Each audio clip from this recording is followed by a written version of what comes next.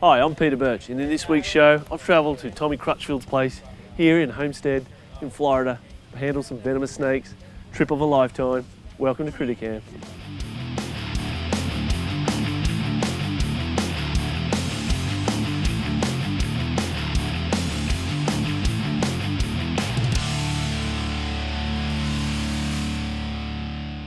Anytime. All right, today I'm here with Peter Birch from close mate from Australia. Going to reciprocate some of the hospitality that he gave me there. He gave me the pleasure of handling all of his death adders, so I said if you come here, we'll give you the pleasure of interacting with some of the King Cobras. Not exactly the same, but close. Now, Peter's never, ever interacted with a King Cobra before. This is his first time. The King Cobra that we're going to do, her name is Kali. She is an Indonesian King Cobra and probably a hypomelanistic one. And with King Cobras, like with most elapids, it's all about sight, really. Okay. But the good thing about a King Cobra is they almost never bite anybody for one good reason. They really don't want to bite people. They really don't. Well, that's a bonus. But they are incredibly dangerous and incredibly quick. And so we'll get my colleague here, Will, and have him take Kali out or open it. Maybe she'll come out on her own, and we'll talk about King Cobras a little bit. Somebody get ready to catch her for the tail that we have to. Okay. It's about to get real.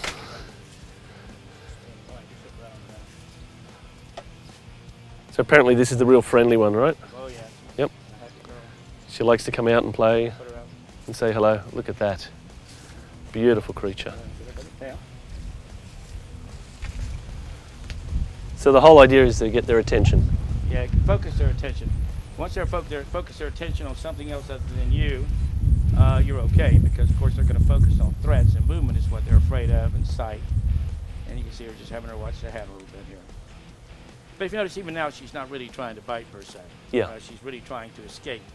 And really the only reason any snake bites you, venomous or otherwise, other than if it's a very large python who might think you're food and try to eat you maybe, would be because they're afraid of you. That's the only reason they bite. They don't bite you because they're mean, angry, evil, or anything else. They're afraid. And what she's trying to do right now is basically just get away. The hood is a warning. And these are exclusively snake eaters. Oh, okay. In nature, that's pretty much all they eat. So you want to work with her a little bit in the film, and yeah, go around and get her tail if you want. Just be very careful. She's capable of very fast speed. In front of my hand. In front of your hand, yep. Okay. Pull. Just try to stay where you go. So it's just a firm grip, not actually holding the animal such? Hold it back so it can't come forward. Yep. Because it may try to rush me, and you need to stop it if it does. So. It wouldn't be a very good relationship if I let it go then, would it? No. Wouldn't happen very often either. No. See how intense she is on the hat? Yep. And these snakes basically are diurnal. They travel in the daytime. They're not nocturnal. They feed on other snakes. And they really depend on their eyesight to find their food. They're really capable of seeing movement. If you're completely still, it's hard for them to see. With movement, they see every time.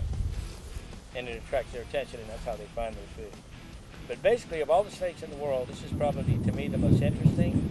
It's certainly one of the most impressive, if not the most impressive, but yet, in spite of being a huge venomous snake, capable of producing enough venom to kill 50 people with one bite, they just simply don't want to bite human beings.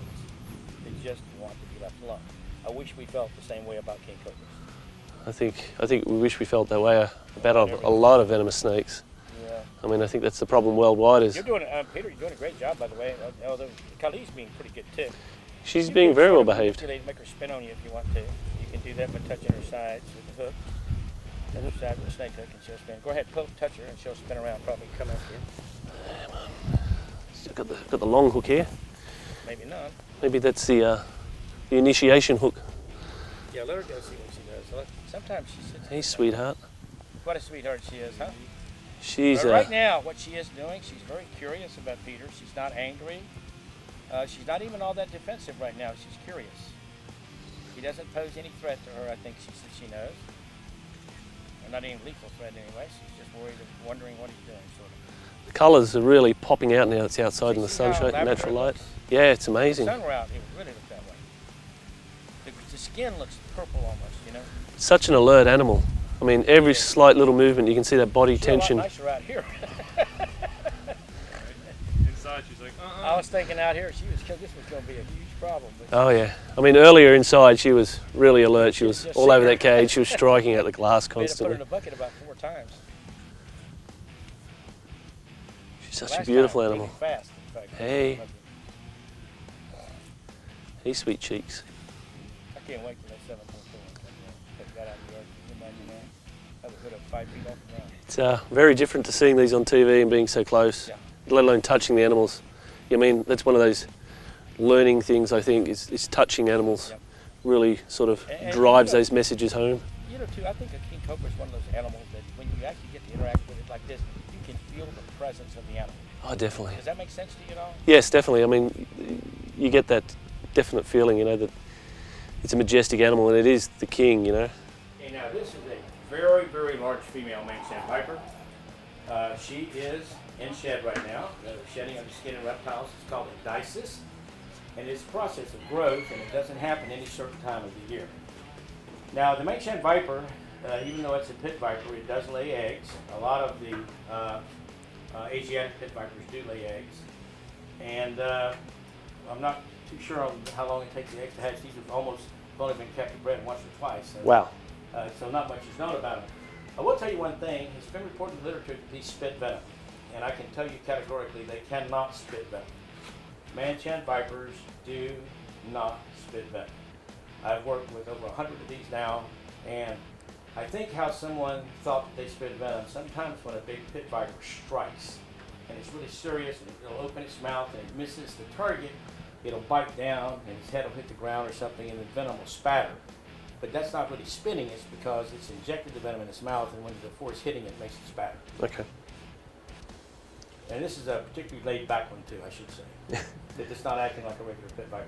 I mean, like all vipers, and I guess the closest Australian snakes are the death adders, obviously. Yes, It's the closest we're ever going to get to any viper species. You know, definitely always have that enlarged head with the giant venom glands. Mm-hmm. Very similar. yes. But these guys are actually got larger fangs, correct? Yes, the fangs on these would go from about right here on the side of the head, Yep. front of the head, and would fold back almost the entire length of the jaw. So that means that this snake would have venom glands approximately over an inch long, maybe an inch and a half long. And I've just been told actually that these snakes actually possess the capability of having more venom than any other snake in the world, Wow. except for the eastern diamondback rattle snake. These produce more venom than King Cobras. And that's because not only is the head wide, but look how thick the head is. Yeah, you can definitely Like an see eastern the bulge, diamondback, yeah. you know, whereas the king has a flat head, a Gaboon Viper even Yep. has a flat head. So these have an enormous amount of venom. Also, these are so rare, there is no specific anti-venom for these. Okay, so if you get bitten, you're in a bit of trouble, right? Now Yeah. you might be how we say here, you know, up shit creek without a paddle. Kind of maybe. But the anti-venom of some of the other related species in Asia are supposed to work, but they don't work as well as they'd like. So basically it sort of neutralizes some of the effects, but not everything, yep. It's not for this, so it's not 100% adequate. Yep. The thing is, there'll probably never be any venom for these because these don't bite anybody. I mean, there's almost no one that lives where these occur. They live up in the mountains. They're fossorial and high. You might live there a year and not even see one. And plus, they're becoming more and more rare too. So This animal's got a pretty good nature. It's just sort of sitting there. It's does. not really phased. Well, part of that is because I've had this since it hatched. This was one that was hatched from an egg, and actually all mine. And when we raise our snakes, I try my best not to ever scare the snake in any way because the reason it bites is because it's afraid of it. So if I can eliminate the thought in that snake's mind that humans are a threat, theoretically it shouldn't have any reason to ever bite us. And while that might not be 100% true so far, this snake is, in fact, all the Manshangs I have here pretty much seem extremely tame, and they never really try to bite. Now, I wouldn't trust them and put them around my neck or anything Yep. like that, but they don't try to bite us. You can clearly see with this one. And I guess for most Australians don't understand that vipers Yeah. have heat sensors as well. Yeah, So yes. they've got the best of both worlds, really. Yes. Now, located between the eye and the nostril with this snake, even though it's in shed and it can't see us very well, it has a heat sensitivity pit. Now, this heat pit picks up temperatures to be within 1/10 of a degree Fahrenheit, That's which means that if we blindfolded this snake, he's looking at us through like infrared vision Yep. or night goggles. And he's picking up our infrared Heat sensor, or yeah. heat, what do they call that? Heat image. Yep. And he knows just about how big of an animal we are. He knows where we are. She knows every time that we move around. In other words, she's very cognizant that we're all in the room with her, but she doesn't feel threatened, so therefore she's not acting defensive. All right, Tom, this is probably one of the most scariest of the venomous snakes that anywhere in the world that probably, really gets me a little bit worried. For so many reasons. This is only a small one, isn't it? But it's got a big strike range. They got some really bad venom. A lot of. And they're so, I guess you're used to them, but to me they look very unpredictable. They're actually fairly predictable if you understand their language. Like my friend Joe has got this attention now. Thank God for that. And it's going to make it strike in, make it easier for us to talk, for sure. It's kind of like what we did with the King Cobra. Yes, most definitely. And this one's serious about biting you. This is not like one of the cobras who, if it could bite you, might or might not. If it can, it will. Yep. And they have a super powerful venom. There's a lot of powerful qualities to it, and on top of it, they have an enormous amount of venom. These can produce over 1,000 milligrams of venom in one bite. Now, if you consider a giant taipan might have 200 baby, that's a lot of venom. Yeah, that's a massive quantity. Yeah, and they can strike out or reach out about as far as they can double up. It's about 2/3 of its length. Stop a second, Joe. I'm going to make it turn here so they can. And I'm going to show you now. If it's braced, it can strike a lot further.